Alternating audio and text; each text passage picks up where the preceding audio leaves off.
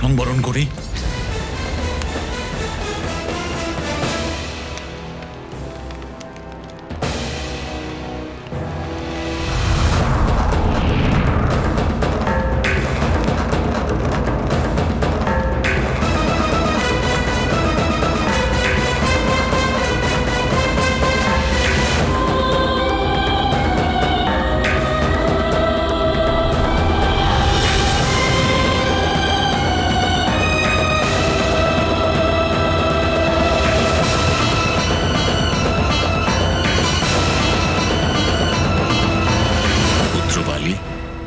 তুমি আমার অংশ হয়ে একটা তুচ্ছ কারণের জন্য নিজেকে অগ্নির মধ্যে সমর্পণ করেছিলে।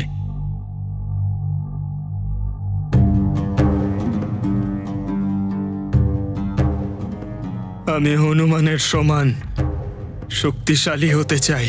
পুত্র, উচ্চাকাঙ্ক্ষা যখন সমস্ত সীমা ছাড়িয়ে যায় তখন তা পতনের পথ প্রশস্ত করে। তুমি বিভিন্ন শক্তি পেলে, সিংহাসন দখল করলে, সবার অধিপতি হলে,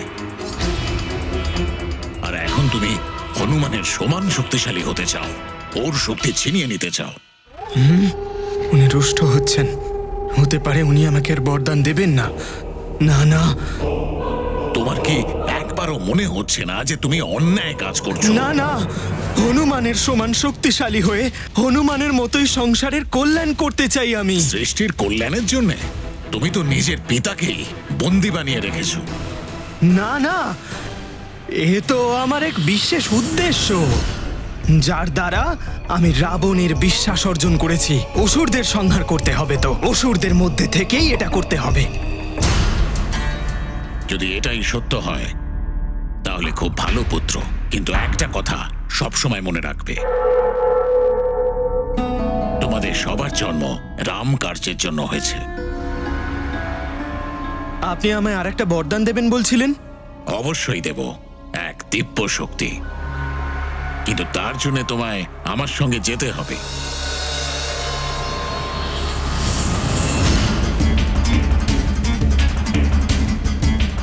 দিব্য শক্তি? এবার দিব্য শক্তি দিয়েই ওই হনুমানকে বধ করব আমি। হনুমান এখানে? দাঁড়াও ওখানে। মনে হচ্ছে এই মহারাজ ঋক্ষরাজের জন্য এসেছে।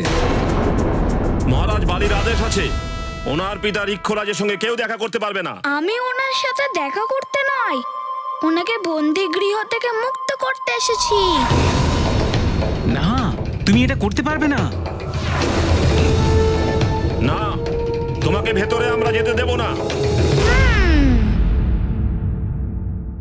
মিত্র,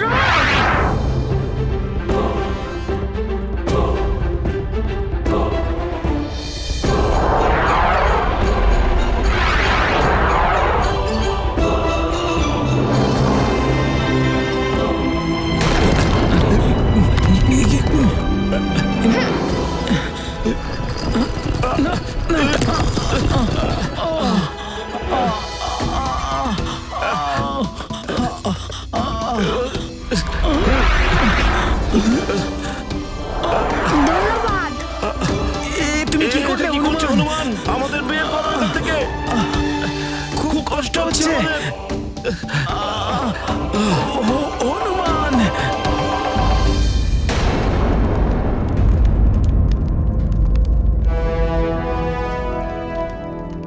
ঋক্ষরাজ কাকা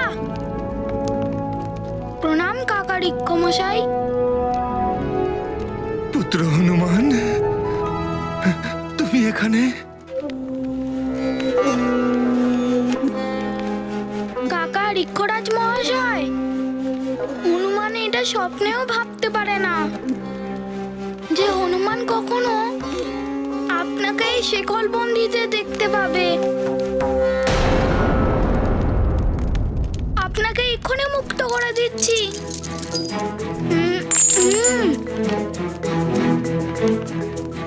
ঋক্ষরাজ কাকা, ব্যাস অনেক হয়ে গেছে, চলুন আমার সাথে।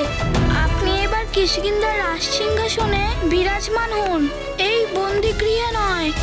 পুত্র হনুমান, তোমার মনের ব্যথা আমি বুঝতে পারছি পুত্র, কিন্তু যতক্ষণ না বালি সঠিক পথে ফিরে না আসে আমি এখানেই থাকবো পুত্র, এখানেই থাকবো। রিক্ষরাজ কাকা, বালি দাদাকে সঠিক পথে আনার জন্য আপনাকে এখান থেকে মুক্ত হতেই হবে। আপনি চলুন আমার সাথে।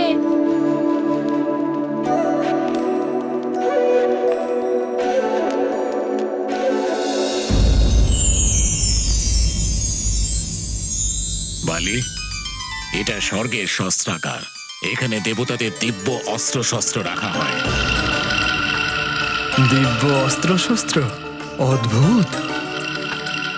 কেউ যত দিব্য শক্তি সম্পন্নই হোক না কেন, এই দিব্য অস্ত্রগুলোর সামনে কারোরই কোনো শক্তি কাজ করতে পারে না।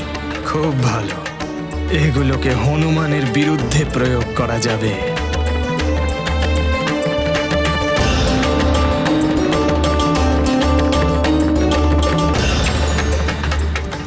বালি, তুমি বলছিলে না যে তুমি খুব তাড়াতাড়ি ক্লান্ত হয়ে পড়ো?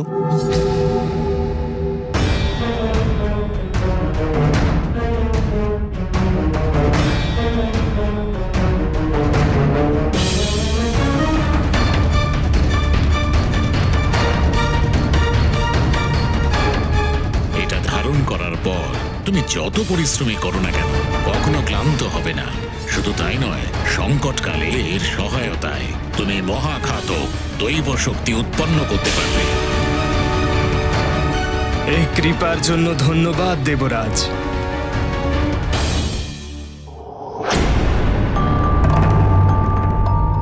শস্ত্রাগারে এই ডমরু কিসের? এটা তো বাদ্যযন্ত্র, তাই না? এই ডমরু বাদ্যযন্ত্র নয়, এটা ইন্দ্রকূট।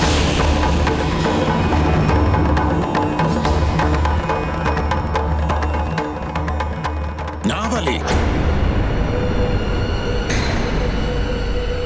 একে স্পর্শ করো না। কেন? এই কূপ মহাদেব শিবের প্রলয়ঙ্কর শক্তির থেকে তৈরি হয়েছে।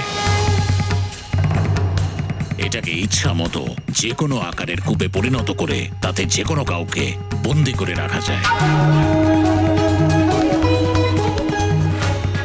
এমনকি গোটা ব্রহ্মাণ্ড এর মধ্যে ঢুকে যেতে পারে। এটা তো খুবই অদ্ভুত।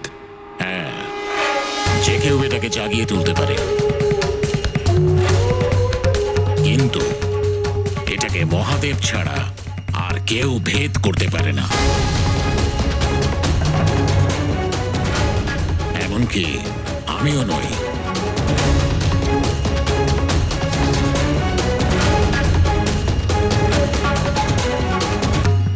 অর্থাৎ এটা অভেদ্য।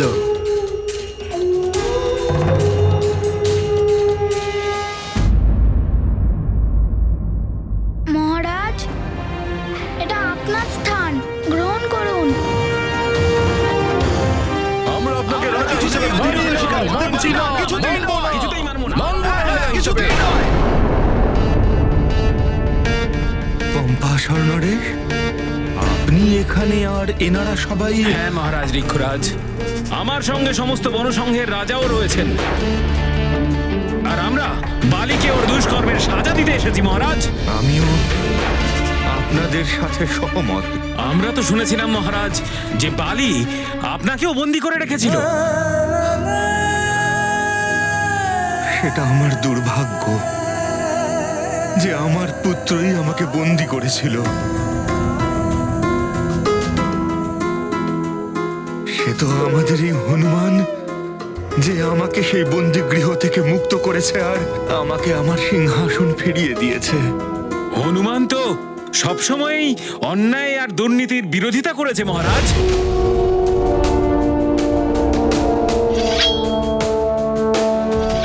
মহারাজ, এই সিংহাসন আপনার। সিংহাসনে বসুন, আমরা সবাই আপনার সাথে। আমরা আপনার সাথে আছি।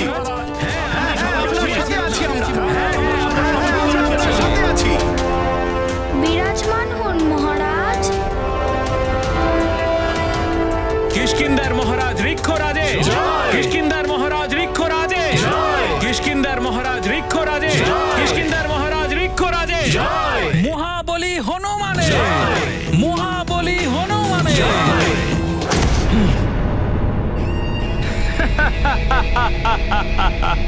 বালি, কাজে লাগলো চালাকি খালি।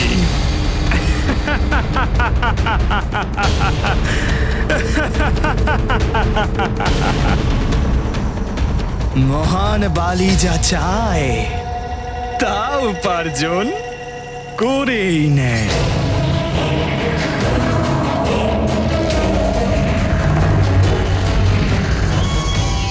ইন্দ্রকূপ, বালি, এসো।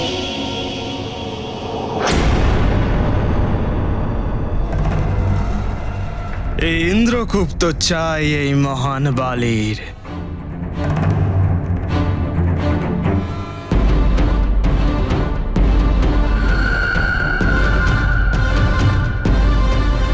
কি হলো? কিছু না তো। আমি তো এই অস্ত্র দেখছিলাম, খুবই অদ্ভুত। চলুন। বালি, কাজে লাগলো চালাকি খালি। এই ইন্দ্রকূপ, এই মহান বালির মহান শক্তি, এই সব কিছুর প্রয়োগ করব আমি হনুমানের ওপর, কেশরী কাকার ওপর, সমগ্র সুমেরুর ওপর। বালি,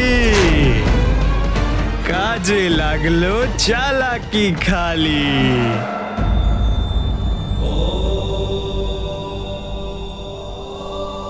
নির্মল হৃদয়ের হনুমান বালির বারবার উত্তপ্ত করার পরেও হনুমান ওকে শত্রু মনে করেনি। কিন্তু বালি যে কোনো উপায়ে হনুমানের সাথে যুদ্ধ করতে চায়।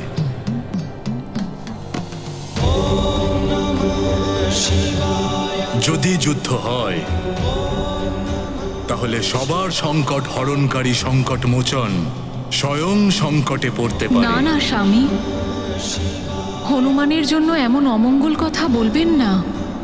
তুমি আছো অমঙ্গলকে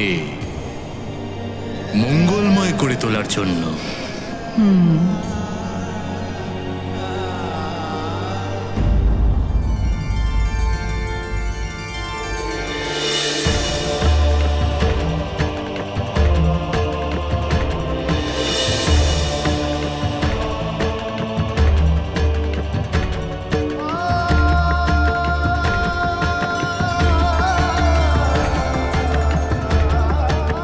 স্বামী, হনুমান। চিন্তা করো না অঞ্জনা, হনুমান সমস্ত পরিস্থিতি সামলাতে সক্ষম। ও কিষ্কিন্ধা থেকেও সুস্থভাবে ফিরে আসবে।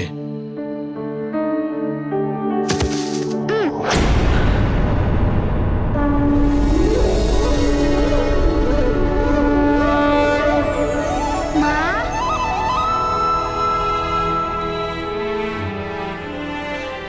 প্রণাম পিতাশ্রী। প্রণাম সুগ্রীব দাদা।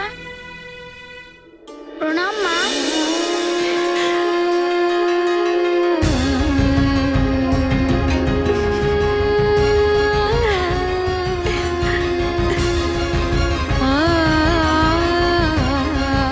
হনুমান, ওখানে কি হলো?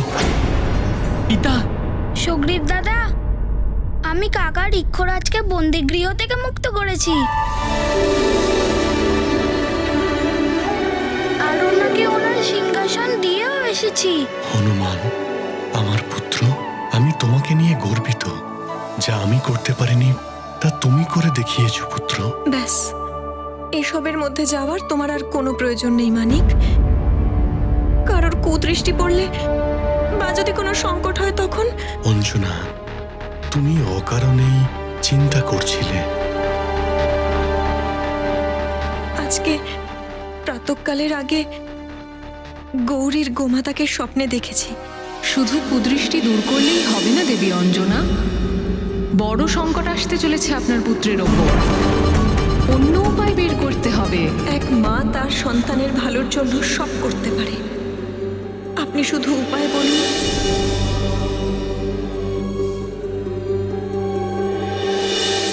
উপায় হল জীবিত পুত্রিকা ব্রত, যা আশ্বিন মাসের সপ্তমী থেকে শুরু করে নবমী পর্যন্ত হয়। অষ্টমীতে মহানির্জলা ব্রত রেখে নবমীকে আহ্বান জানানো হয়। নবমীতে শাঁখ বাজিয়ে মায়ের প্রসাদ পুত্রকে এবং নিজে গ্রহণ করে ব্রত পূর্ণ করা হয়। এই ব্রত করলে মা দুর্গার কৃপা হবে। আজ প্রাতঃকালে স্বপ্ন দেখলাম, আর আজকে সপ্তমী। নিশ্চয়ই দেবী মা আমায় কোনো সংকেত দিচ্ছেন, আমি যেন এই ব্রত পালন করি। আমি আজ থেকে এই ব্রত শুরু করব।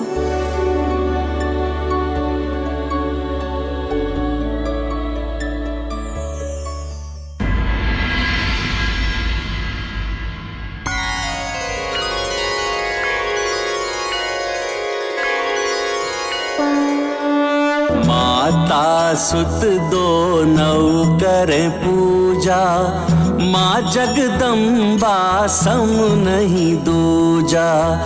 करियाच मन करे अर्चना, संतति मंगल महाप्रार्थना। सविधि लगावे भोग चढ़ावा, जीवित पुत्रिका व्रत पुण्यावा। जाकी कृपा देव ऋषि पावत, सो मारुति देवी गुण गावत। महाबली हनुमत की रुचिकर लीला राम भगत की। जय जय जय रघुनंदन राम, जय जय जय महाबली हनुमान।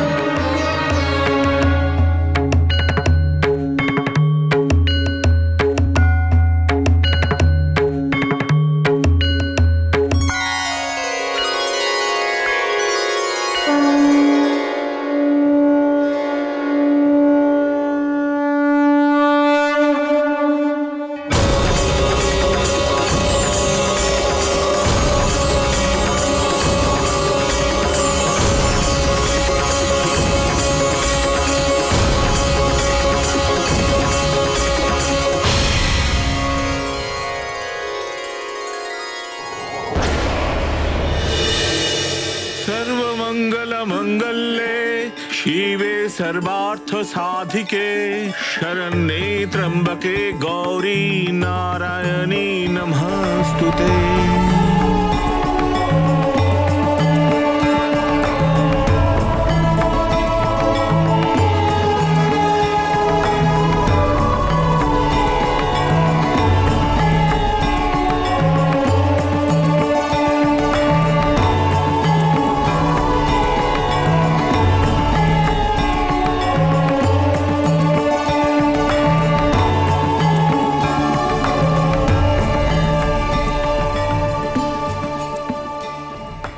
মহারানী, আপনি দেবী মাতার প্রসাদ এবং জল গ্রহণ করে নিজ ব্রত ভঙ্গ করতে পারেন। মা, আমি এক্ষুনি জল নিয়ে আসছি।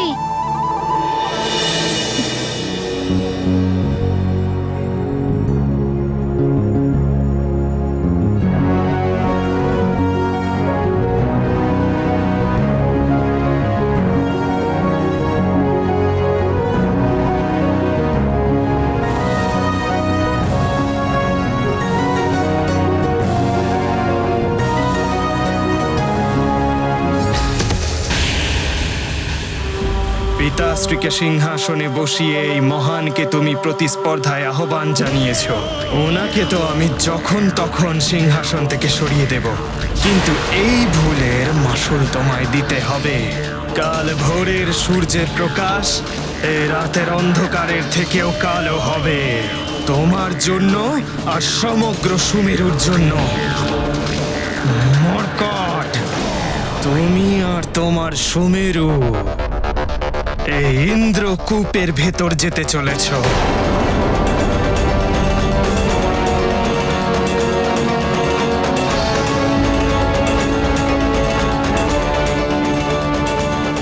ইন্দ্রকূপ প্রকট হও। হনুমান আর ওই সুমেরুকে তোমার অন্ধকারময় কূপে বন্দি করো।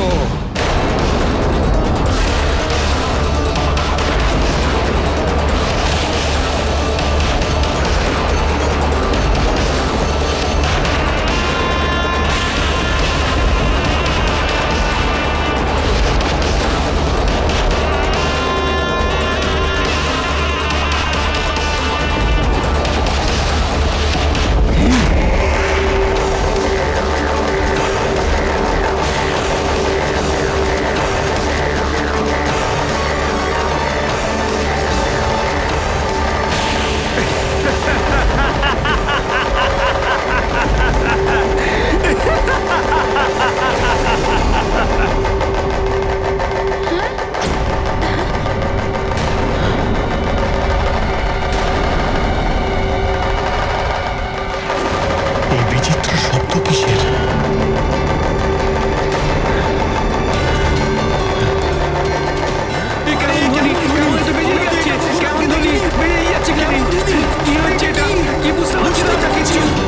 কোনো ভারী রকম বিপদ আসতে চলেছে মনে হয়।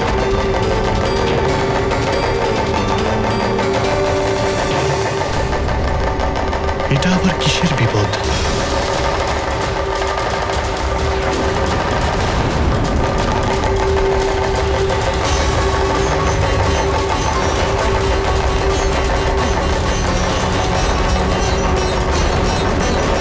এই বিপদটা তো সুমেরু ভবনের দিকে এগিয়ে আসছে। মা, আমি এক্ষুনি আসছি।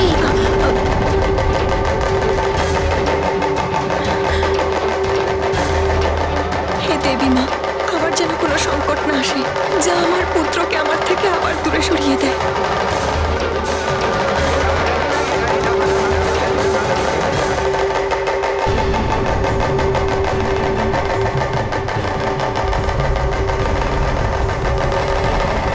কিন্তু এটা কি? এটা তো খুবই অদ্ভুত। এটা যাই হোক না কেন, সুমেরুর ভয়ঙ্কর বিপদ আসতে চলেছে।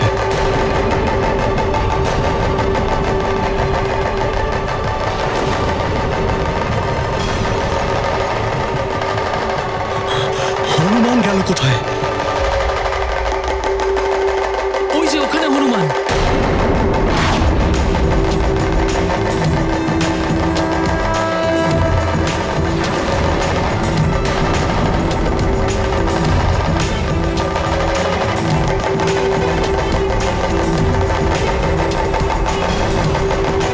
আমি গিয়ে দেখছি এই অদ্ভুত জিনিসটা কি।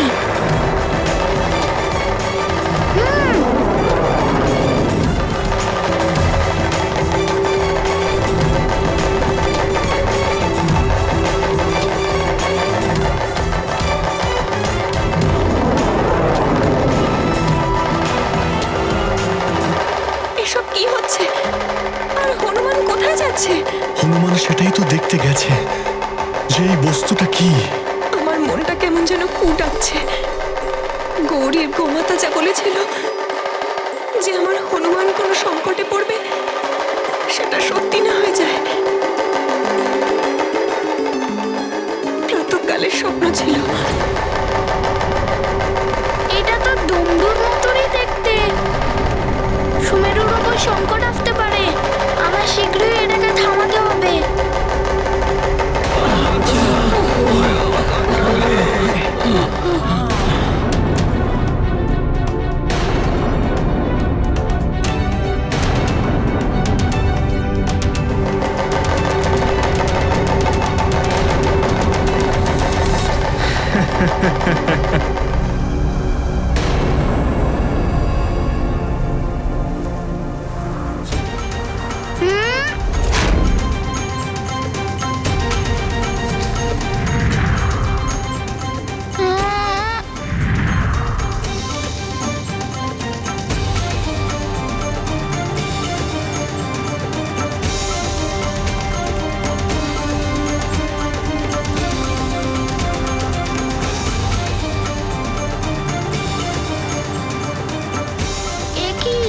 সম্পূর্ণ সুমেরুকে নিজের ভেতর নিয়ে নিয়েছে।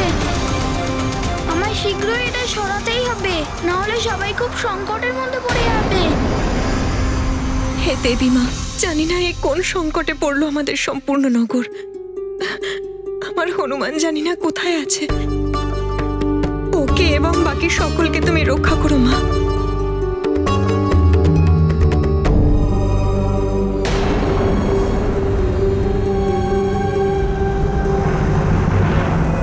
আমি নিজের বজ্র শক্তির দ্বারা এটা ভেঙে দেব।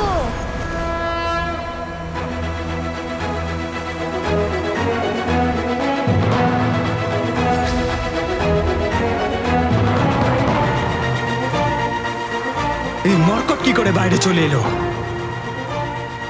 এর তীব্র গতিতে এই কূপ ফেটে না যায়।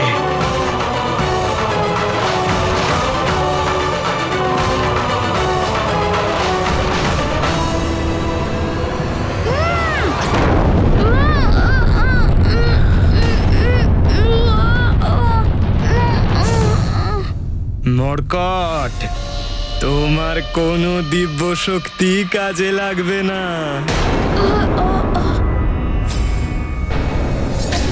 আশ্চর্য ব্যাপার, বড় বড় পাহাড় আমি ভেঙে ফেলি, কিন্তু এই কূপের সামনে আমার শক্তিও অসফল হচ্ছে। কে আছো, বাঁচাও!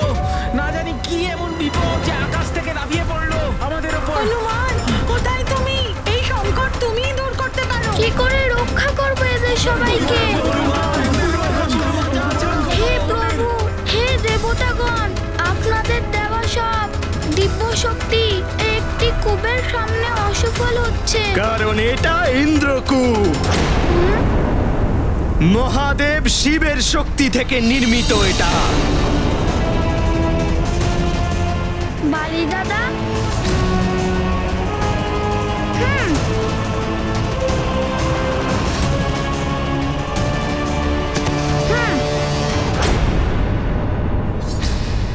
বালি দাদা, এই ইন্দ্রকূপ এখানে কেন? আমি ছেড়েছি এটা সুমেরুর ওপর। কিন্তু কেন? এই কূপের মধ্যে বন্দী হলে ধীরে ধীরে সম্পূর্ণ বায়ু শেষ হয়ে যাবে, তারপর জল সমাপ্ত হবে, আর তারপর কিন্তু বালি দাদা, তুমি এমনটা করছো কেন? ওখানে তোমার ভাই সুগ্রীব দাদাও আছে, আর সব সৈন্যরাও আছে। ওদের ব্যাপারে একবারও ভাবলে না? যে তার পিতাশ্রীর কথা পর্যন্ত ভাবে না, সে তার ভাই বন্ধু আর সেনাদের নিয়ে চিন্তা কেন করবে? তুমি তো আছো ওদের জন্য। বাঁচাতে পারলে বাঁচাও, কিন্তু তার আগে তোমাকে আমার সাথে যুদ্ধ করতে হবে। কিন্তু তুমি তো আমার বড় দাদার সমান। তোমার ভাই বন্ধু, তোমার পরিবারও তো আছে ওখানে। পরিবারের রক্ষার জন্য আমি আপন কারোর সঙ্গে যুদ্ধ করতে পারি না। ভেবে দেখো হনুমান, হয় পরিবার আর তোমার প্রজাদের শেষ হয়ে যেতে দাও, না হয় যুদ্ধ করো আমার সাথে। তুমি সামনের লোকের অর্ধেক শক্তি তখনই পাবে যখন সে শত্রুভাবে তোমার সামনে আসবে।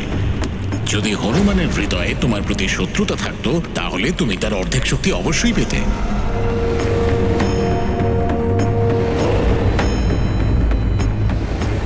কি ভাবছো? এছাড়া তোমার কাছে আর কোনো বিকল্প বেছেও নেই? আচ্ছা, তুমি কি চাও যে তোমার মাতা পিতা, তোমার পরিবার, তোমার বন্ধু বান্ধব অতি কষ্টে ইন্দ্রকূপে দম বন্ধ হয়ে মৃত্যুর দিকে ঢলে পড়ুক? না না, আমি কারোর কোনো রকম ক্ষতি হতে দেব না। বালি দাদা, আমি তোমার কাছে হাত জোর করে অনুরোধ করছি, ইন্দ্রকূপকে এখান থেকে সরিয়ে দাও, না হলে নিজের বল প্রয়োগ করে তোমাকে বাধ্য করতে হবে। করো বল প্রয়োগ, সেটাই তো আমি চাই। কিন্তু ইন্দ্রকূপ, এই কূপ মহাদেব শিবের প্রলয়ঙ্কর শক্তির থেকে তৈরি হয়েছে। এটাকে মহাদেব ছাড়া আর কেউ ভেদ করতে পারে না, এমনকি আমিও নই। ইন্দ্রকূপকে তো এখন আমিও সরাতে পারবো না। কোনো সমস্যা নেই, হতে দাও এত সংহার। কিন্তু এই ইন্দ্রকূপের জন্য তুমি আমার সম্মুখে শত্রুতার ভাব নিয়ে আসবে, এইবার আমি পাবো তোমার অর্ধেক শক্তি। যুদ্ধ করো আমার সাথে, প্রহার করো আমার উপর। তারপর এই ইন্দ্রকূপ আমি নিশ্চয়ই সরিয়ে দেব। যদি তুমি যুদ্ধই চাও তাহলে আমি প্রস্তুত।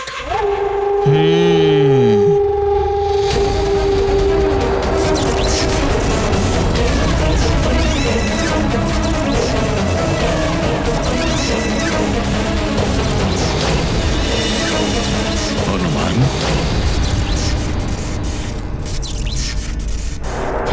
দেবরাজ ইন্দ্র, আপনি? প্রণাম দেবরাজ। দেবরাজ ইন্দ্রেরও এখনই আসার ছিল। হনুমান, এই যুদ্ধ থেকে তুমি কিচ্ছু পাবে না। মহাদেবের এই ইন্দ্রকূটকে সরানো বালিরও সাধ্যে নেই।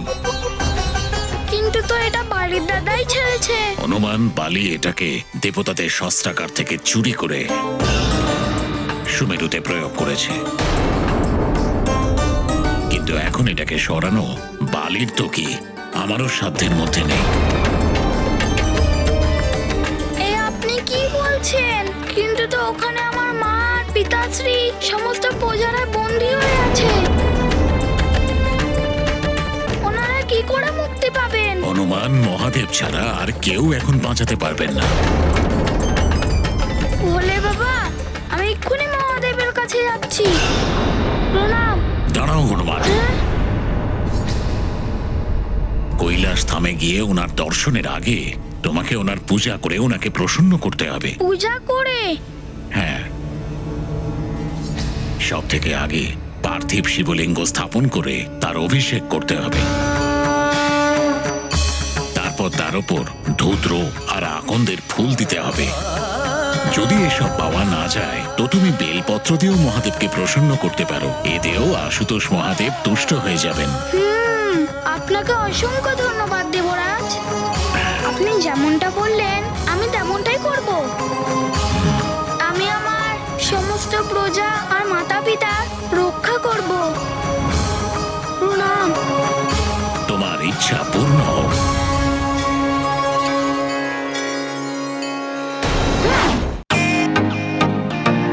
Welcome to Biten world. How may assist you? নতুন ফ্ল্যাটের জন্য একটা স্ট্যান্ড ফ্যান আর কুলার নেব। এই পচা গরম থেকে একটু স্বস্তি চাই। বাজার চলতে সব ব্র্যান্ড আর ভরসাযোগ্য নয়।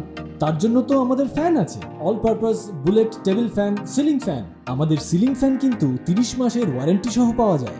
আছে ফারাটা 2 বছরের ওয়ারেন্টি, 17 থেকে 20 মিটার এয়ার ফ্লো, মধ্যবিত্তের সাধ্যের মধ্যে একমাত্র ভরসাযোগ্য ব্র্যান্ড বিটেন।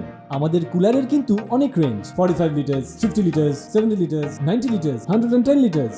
হানিকম সহযোগে বিটেনের সব কুলারের ওয়ারেন্টি 1 বছর। চেনা হাওয়ায় অচেনা অনুভূতির জন্য একমাত্র আদর্শ বিটেন। গরমে স্বস্তি পেতে বিটেনের ফ্যান হোক বা কুলার আজই আনুন বাড়িতে। Beaten, digitally yours.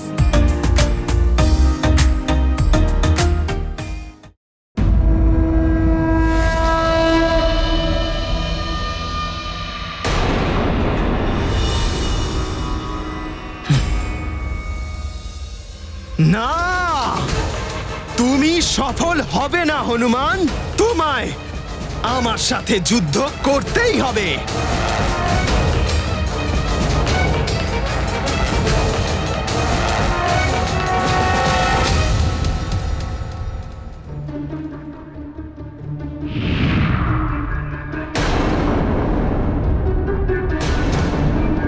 রক্ষা করুন আমাদের প্রভু, রক্ষা করুন, রক্ষা করুন আমাদের প্রভু, রক্ষা করুন। মহারাজ, আমি বুঝতেই পারছি না এটা আসলে ঠিক কি। গোটা নগরটাকে এটা ঘিরে ফেলেছে। এই বিপদ আমাদের সবাইকে ভীষণই চিন্তায় ফেলেছে। আমাদের সর্বপ্রথমে এই সমস্যার সমাধান খুঁজতে হবে।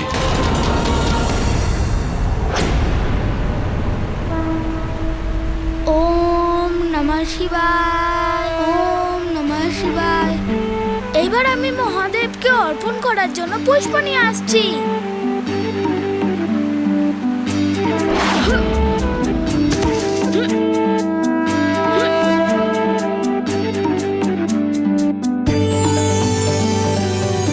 নমঃ শিবায়।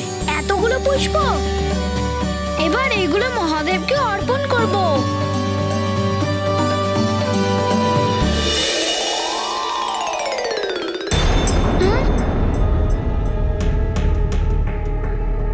সমস্ত পুষ্প কেউ তীব্র গতিতে এলো আর সমস্ত পুষ্প নিয়ে চলে গেল। কে হতে পারে এটা?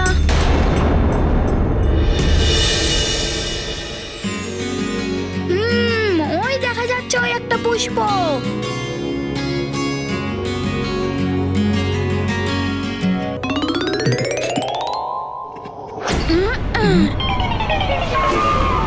নন্দীদেব আপনি? নন্দীদেব আপনি এমনটা কেন করছেন? আমাকেও কিছু পুষ্প দিয়ে দিন না, আমিও যে ভগবান মহাদেবকে পুজো করব। আমার থেকে কেন চাইছো? তুমি নিজেই খুঁজে নাও। আমার বেলপাতা নেওয়ার আছে। বেলপাতা? নন্দীদেব এমন ব্যবহার কেন করছেন? বেলপাতাই বরং নিইনি। আরে এখানে তো অনেক বেলপাতা দেখতে পাচ্ছি, কিছু না কিছু নিশ্চয়ই পাবো। ওটা দিয়েই বরং পুজো করে নেব। আরে দাঁড়ান, আপনি কি করছেন?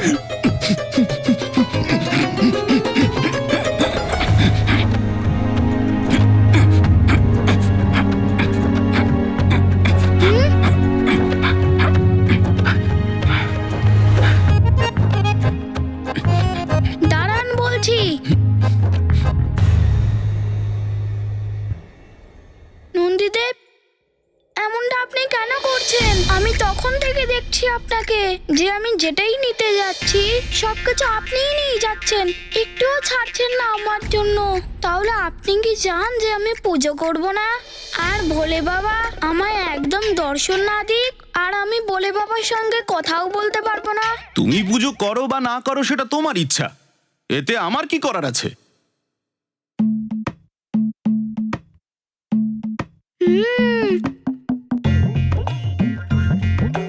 একটা বেলপাতা এখনো রয়ে গেছে।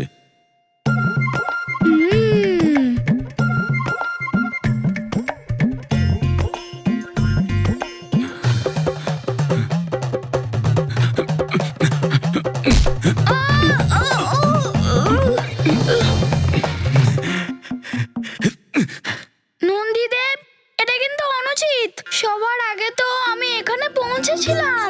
এটা আমার, এটা আমাকে দিয়ে দিন। কিন্তু এটা তো আমি আগে পেরেছি, তাই এটা আমার।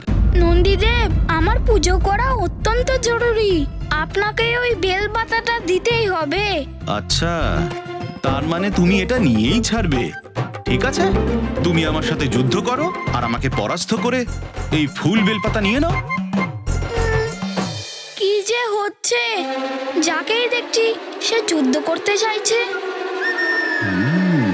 ঠিক আছে, আমার পুজো করা অত্যন্ত জরুরি আর তাই জন্য চাই আমার বেলপাতা। আমি বরং আপনার সাথে যুদ্ধই করি। সেটাই উচিত হবে, এসো আমার সাথে। নন্দীদেব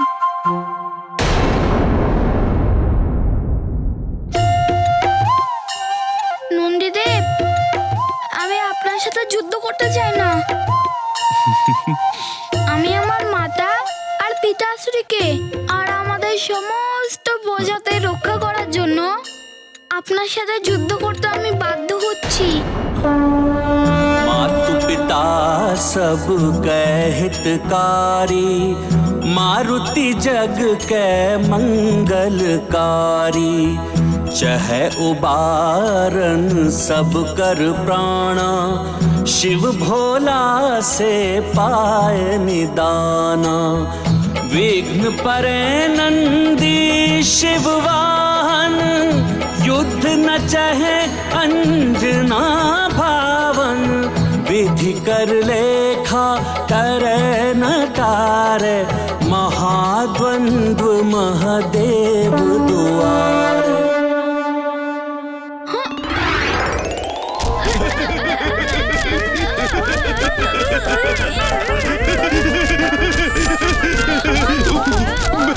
ব্যাস ব্যাস হনুমান, আর কাঁদকুতো দিও না আমাকে।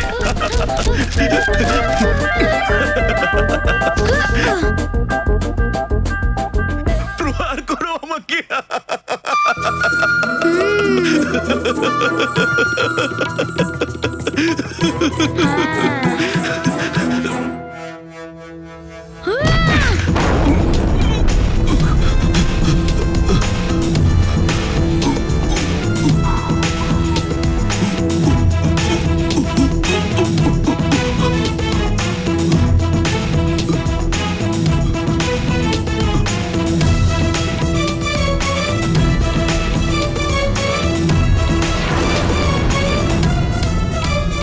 মনে হচ্ছে তোমার সঙ্গে যুদ্ধ করতে হলে আমার আরো শক্তি বাড়াতে হবে। প্রয়াস করে দেখো আগে। দেখছি। একদিকে দেবেশ্বরের অংশ হিসেবে বালক হনুমান, আবার তার অন্যদিকে মহাদেবের অতি প্রিয় ভক্ত নন্দী, তার অপার শক্তির সাথে নিজের বিকরাল রূপে। এই যুদ্ধের যে কি পরিণাম হবে স্বামী, সেটা আপনি ছাড়া আর কেউ জানে না প্রভু।